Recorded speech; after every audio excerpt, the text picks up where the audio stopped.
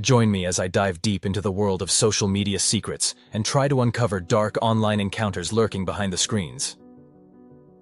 It was a late evening when the user, let's call them Alex, logged onto their favorite online multiplayer game. Like many others, gaming had become an escape, a way to unwind after a long day of work and routine. Alex wasn't an expert, but they enjoyed playing, and over time had made a few online friends who they'd chat with regularly in the game's private voice channels. It wasn't anything too special, just a way to kill time. One evening, while in the middle of a particularly intense match, Alex received an unexpected invitation for a private chat from someone they didn't recognize. The username was a jumbled mix of random letters and numbers, which didn't immediately seem suspicious. Plenty of people created obscure usernames to stay anonymous. Curious, and somewhat intrigued by the sudden request, Alex accepted the invitation. The person on the other end greeted them with a simple, "Hey, how's it going?" At first, the conversation felt harmless, just like a casual exchange between strangers. They talked about the game they were playing, their favorite characters, and the challenges of multiplayer lobbies. Nothing about the interaction raised any red flags. But then, things took a strange turn. The stranger casually mentioned that they'd seen Alex around before. Alex assumed the person was talking about their in-game avatar and brushed it off. However, the stranger continued, referencing not just the character Alex played, but personal details from their real life, things that no one in the game would know. "I saw you at the park last week. You're really into hiking, right?" the stranger said. Alex froze. The park the stranger mentioned was one of their favorite spots, a place they visited regularly, but they had never mentioned it online, let alone in the game. They thought for a moment, wondering if they had ever posted about it on social media, but as far as they knew, they had kept their offline life completely separate from their gaming persona.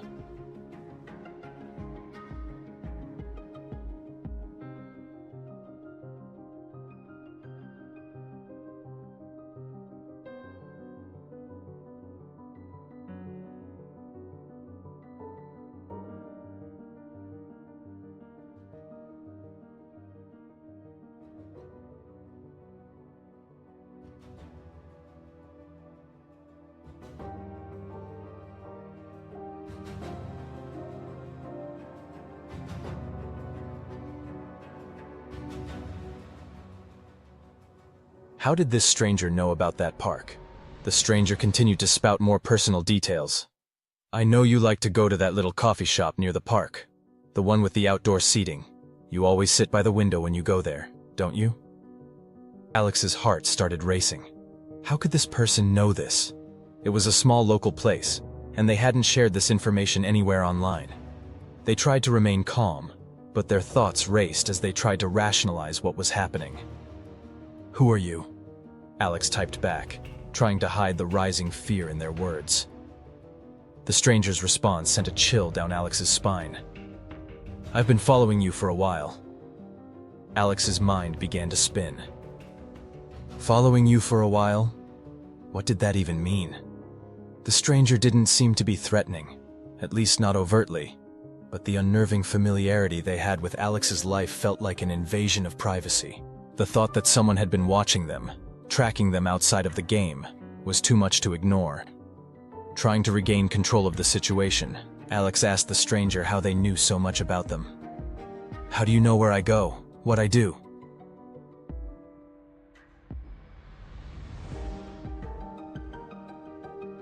Alex typed, hands shaking slightly as he stared at the screen. The response that followed was even more disturbing. "You never noticed me, but I noticed you," the stranger replied. "I've seen you at the park multiple times. I watched you that day you almost got into that car accident a few weeks ago, the one where the truck ran the red light. You were lucky." Alex's blood ran cold. The near accident was something they hadn't even told anyone about, not even close friends or family. It had been a terrifying experience. The truck had come out of nowhere, narrowly missing Alex's car, but the incident had been brief and shocking. There had been no public reports, or anyway, the stranger could have known about it unless they had been watching, right there, in real life. Alex's stomach turned as they realized the full extent of what was happening. This wasn't just some random internet troll. They were dealing with someone who had been stalking them in real life. Someone who had been following their every move and knew intimate details about their personal life without their consent. Frantically, Alex ended the chat and immediately blocked the stranger, hoping that the worst was over. They logged out of the game and took a deep breath, trying to calm themselves. But the stranger wasn't done. Over the next few days, Alex began receiving cryptic, unsettling messages on other platforms. The stranger used various accounts to reach out, some on social media, others through email, each message carrying a cold and eerie tone. Each time they would reference more personal details. Where Alex worked, the street they lived on, even specific times when they'd been walking their dog around the neighborhood. The most chilling part was when the stranger claimed they had been watching for months. It was as if they knew Alex's every routine, every place they visited. The fear grew into a full-blown paranoia. Alex changed their social media privacy settings, started using different usernames, and even changed some of their regular routines, avoiding places they typically visited. They were too scared to go to the coffee shop, the park, or anywhere they used to frequent without constantly looking over their shoulder. After a week of constant anxiety, Alex decided they needed to report the situation. They contacted the authorities and the platform's moderators, providing them with everything they had: the messages, the details about the stranger, and the timeline of events. The authorities investigated the situation but found no identifiable information on the person. The stranger had covered their tracks well, and the online platforms didn't provide enough to trace their location or identity. In the end, the police couldn't do much. The messages stopped after a while, but the lingering feeling of being watched never fully went away. The experience left Alex forever changed. They became more cautious about their online presence and skeptical of the people they interacted with, even if it was just in a game. What had started as a simple pastime had turned into a nightmare, and they were left with a haunting question. How many others out there had similar experiences, and just how much could someone learn about a person through the internet? The stranger, whoever they were, had vanished from Alex's life, but the feeling of vulnerability, the knowledge that someone had been watching, never truly faded. Story 2. The YouTube Stalker. It started innocently enough. Emily, a young woman in her mid-20s, had always loved creating content.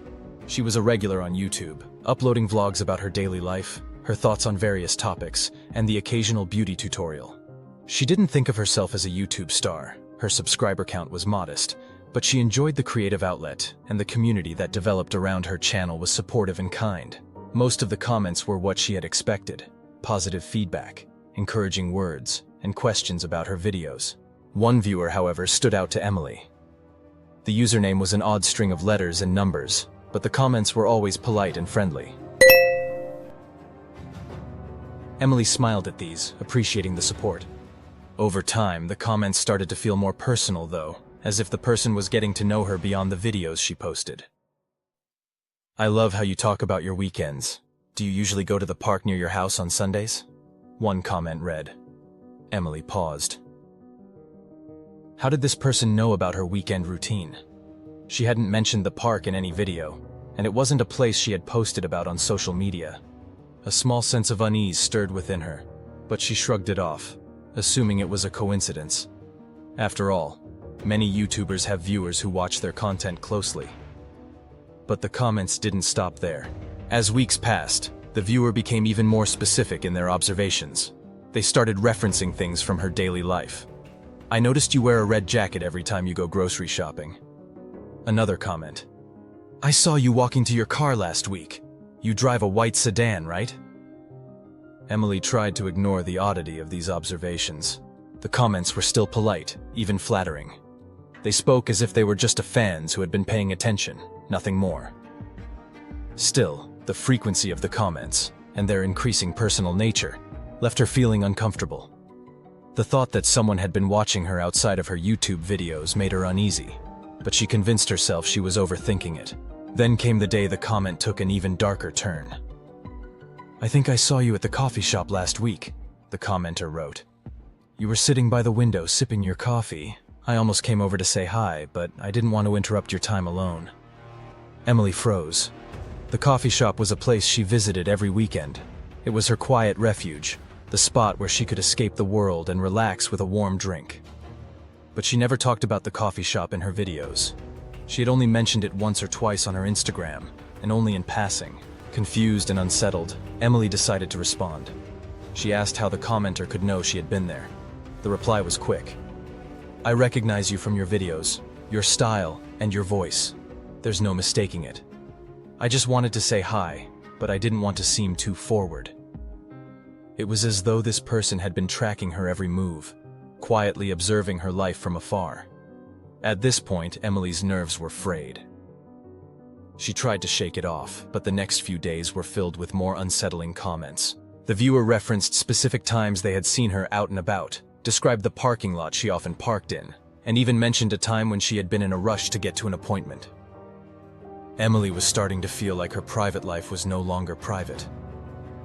It didn't stop with the comments. One evening, Emily logged into her Instagram to find a direct message from the same user. "Hey, I know we don't talk much, but I just wanted to say that I think you're really special. You're always so genuine, and I feel like I understand you better than anyone else. We'd be great friends, don't you think?" The message sent a cold shiver down Emily's spine. She didn't recognize the name or the account. It wasn't one she had interacted with before. She didn't know how to respond. She felt the hairs on the back of her neck rise, and her heart began to race. The words seemed to have a subtle, almost insidious tone, as if the commenter believed they shared a bond with her that she never agreed to. Terrified, Emily blocked the account, hoping that would put an end to it. But it didn't. The messages became more persistent. Each time Emily blocked one account, another popped up with a similar name. It was as though the commenter had an endless supply of fake profiles, all of which shared a disturbing familiarity with her life. Soon, it wasn't just the online messages that started to disturb her. Emily began noticing strange cars parked outside her house. The first time it happened, she thought it was a coincidence, a random person just stopping by, but it continued. There was a blue sedan one afternoon, and a gray minivan a few days later. They weren't parked just anywhere. They were positioned in spots where she would usually park her car, near her apartment complex. Each time she left her home or returned, they were there. The hairs on her neck stood up every time she glanced outside. Though she couldn't definitively prove the connection between the cars and the commenter, Emily couldn't shake the feeling that someone was watching her every move. It had gone beyond the digital world into her real life. Panicked and unsure what to do, Emily decided to take action. She reported the comments and direct messages to YouTube, detailing the behavior of the viewer. She also contacted the local authorities, explaining her growing concerns and the strange cars near her house. But despite their efforts, there was little they could do. The user's account seemed to vanish, only to be replaced by another, and the cars outside her home continued to appear. Emily became more isolated, afraid to go out in public, afraid to post new content. She changed her contact details, adjusted her social media privacy settings, and even started keeping a closer eye on her surroundings. She stopped vlogging as frequently, but the feeling of being watched never fully left. The YouTube stalker, whoever they were, had succeeded in instilling a deep sense of fear in her, one that would never completely fade. Even after she stopped posting regularly, Emily still couldn't shake the feeling that someone who knew far too much about her, was out there, watching, waiting for the next chance to make their presence known. Thank you for watching. If you enjoy this video, please consider subscribing, and I'll see you at the next video.